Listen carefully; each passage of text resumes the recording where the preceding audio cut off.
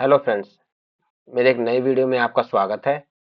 आज मैं आपको एक छोटी सी वीडियो के माध्यम से शेयर और फ्यूचर एंड ऑप्शन, जिसको डेरिवेटिव ट्रेडिंग भी बोलते हैं, दोनों में फर्क बताऊंगा। शेयर्स का मतलब है, जैसे मैंने अपने पिछली वीडियो में बताया था, कि अगर किसी कंपनी को पैसे चाहिए तो वो अपने शेयर्स हैं, वो पब्लिक को इशू करती है। मान लीजिए कि आपने एक शेयर किसी कंपनी का खरीदा और आप उस शेयर के मालिक बन गए। इस तरह से आप उस कंपनी में भी एक मालिकाना हक रखते हैं। उसी तरह मगर फ्यूचर एंड ऑप्शन में क्या होता है कि वो एक डेरिवेटिव है। डेरिवेटिव का मतलब है कि वो किसी मेन एसेट के प्राइस से डिराइव हो रहा है।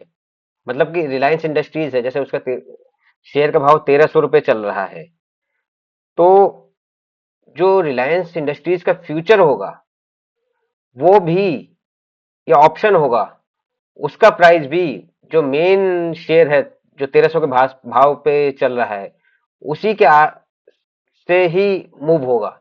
अगर रिलायंस इंडस्ट्रीज का शेयर अगर 1300 से 1400 जाता है, तो फ्यूचर एंड ऑप्शन भी उसी के अकॉर्डिंग बढ़ेंगे। या अगर वो 1300 से 1200 पे आता है, तो फ्यूचर फ्यूचर उसी के अकॉर्डिंग गिरेगा। मगर ऑप्शन का एक अलग गणित होती है, जो मैं आगे आने वाली वीडियो में आपको बताऊंगा। तो शेयर का मतलब होता है कि आपने एक शेयर खरीदा और आप उस कंपनी और उस शेयर के मालिक बन गए। पूरी तरह से तो नहीं बनेंगे मालिक, मगर आप उस शेयर के हिस्से के अकॉर्डिंग आप उस कंपनी में मालिक बन गए। बट फ्यूचर एंड ऑप्शन में क्या होता है कि ये एक लॉट के हिसाब से चलता है। जैसे रिलायंस इंडस्ट्रीज में आपने 1300 रुपये खरीद दिए, एक शेयर के मालिक बन गए। मगर उसमें क्या होता है, आपका फ्यूचर एंड ऑप्शन में, जो सेबी है, security exchange and board of India, उन्होंने बोला है कि उनके रूल एंड रेगुलेशन के मुताबिक रिटेलर को इससे दूर रखना जरूरी है, क्योंकि ये जितना देखने में अच्छा है, उतना ही रिस्की भी है। मान लीजिए कि उन्होंने बोला है कि जो स्टॉक्स के फ्यूचर एंड ऑप्शंस हैं, उनका एक लॉट साइज होना चाहिए। ये नहीं कि कोई 1300 रुपए दे और उसमें ट्रेडिंग शुरू कर दे। उसके लिए उन्होंने क्या कर रखा है कि जो स्टॉक्स के लॉट साइज डिसाइड किए हैं, वो अभी फिलहाल स्टॉक्स के 5 से 10 लाख के बीच में है, जबकि इंडेक्सेस के आपके 15 से 20 लाख के बीच में है। इंडेक्सेस में भी पहले 5 से 10 लाख के बीच में ही होते थे, मगर अभी रिसेंट में कुछ ज्यादा ट्रेडिंग होने लग गई थी रिटेलर्स के द्वारा, इसलिए उन्होंने उसको 15 से 20 लाख कर दिया है। तो इसमें शेयर्स में जो होता है, आपका लॉट साइज नहीं होता। मतलब एनी क्वांटिटी में आप ट्रेड कर सकते हैं। इसमें जबकि लॉट साइज होता है आपका। मान लीजिए कि जैसे अब मैं आपको अभी दिखाता हूं कि अगर मान लीजिए आप रिलायंस का एक लॉट लेना चाहते हैं।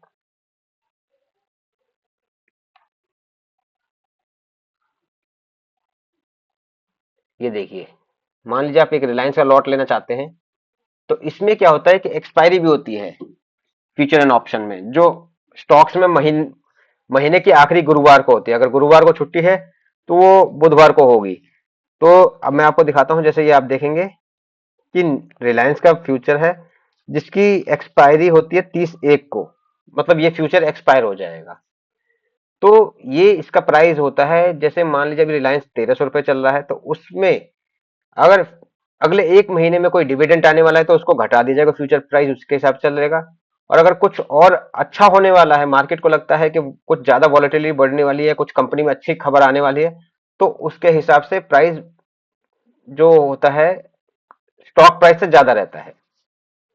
तो देखेंगे कि रिलायंस का जो फ्यूचर है, उसका जो एक लॉट का, मतलब एक लॉट में जो शेयर है वो 500 है। इसमें आप एक नहीं खरीद सकते, जैसे आप इसमें खरीद पा रहे थे। तो यहाँ आप देखेंगे, मगर इसमें एक फायदा ये होता है कि अगर आपको 500 शेयर खरीदने हैं, तो 6.5 लाख रुपए लगाने पड़ जाएंगे, 500 × 1300। मगर यहाँ पे क्या है कि आपको लिवरेज मिलती है, जिसको आप 1,16,000 रुपए में 500 शेयर खरीद सकते हैं। तो अगर शेयर या फ्यूचर जो है आपका, अगर 1 रुपये बढ़ता है, तो आपको 500 रुपये बढ़ जाएगा। मगर ये भी ध्यान रखिए, अगर ये 1 रुपये गिरता भी है, तो आपको 500 का लॉस भी होगा।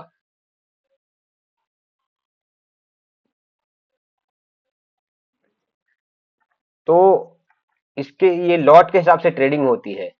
यहाँ पे जो रिस्क है, शेयर्स में जो रिस्क है, जितना आपने पैसा लगाया उससे ज्यादा रिस्क नहीं हो सकता है। तो यहाँ पे ये रिस्क जो होता है लो होता है। जबकि यहाँ पे क्या होता है कि अगर जैसे मैंने आपको अभी पीछे दिखाया था कि रिलायंस के 500 शेयर आपको 1,16,000 में मिल जाएंगे, जबकि उनकी कीमत 6.5 लाख रुपए है। तो मान लीजिए कि यहाँ पे रिस्क होता है हाई।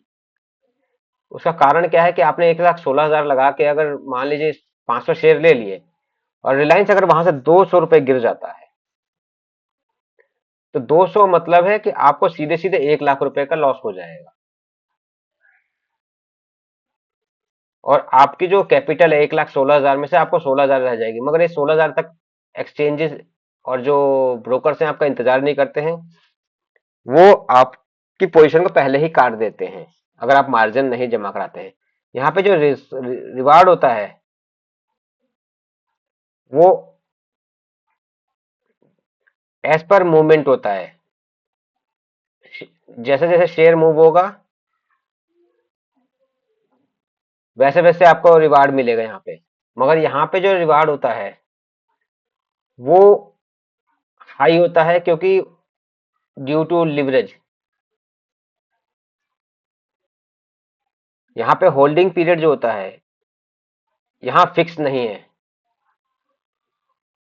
यहाँ नॉट एप्लीकेबल है। यहाँ पे आप जब चाहें तब खरीद सकते हैं, जब चाहे बेच सकते हैं। यहाँ पे holding period up to expiry होता है। जैसे मैंने आपको दिखाया था कि जनवरी में आपका जो वो जनवरी का जो फ्यूचर है वो आपका 30 तारीख को एक्सपायर हो जाएगा, 30 जनवरी को एक्सपायर हो जाएगा। तो ये आपका अप टू एक्सपायरी होता है। लिवरेज यहाँ पे जो होता है, यहाँ पे शेयर्स में कोई लिवरेज नहीं होती है। मतलब जितना आपने पैसा दिया आपने उतने के शेयर खरीद लिए। मगर यहाँ पे आपको लिवरेज हाई होती है, तो इस वजह से रिस्क भी हाई होता है आपका। मगर इन सबको देखते हुए मैं आपको ये रिकमेंड करूंगा कि जो नए लोग हैं या खैर जो पुराने भी हैं वो फ्यूचर एंड ऑप्शन को अवॉइड करें। क्योंकि उसका कारण ये है कि यहाँ पे आपको कम पैसों में ज्यादा शेयर्स मिलते हैं या लॉट साइज के हिसाब से मिलते हैं। तो वहां पे पॉसिबिलिटी तो होती है कि आपको अच्छा रिटर्न मिल जाएगा।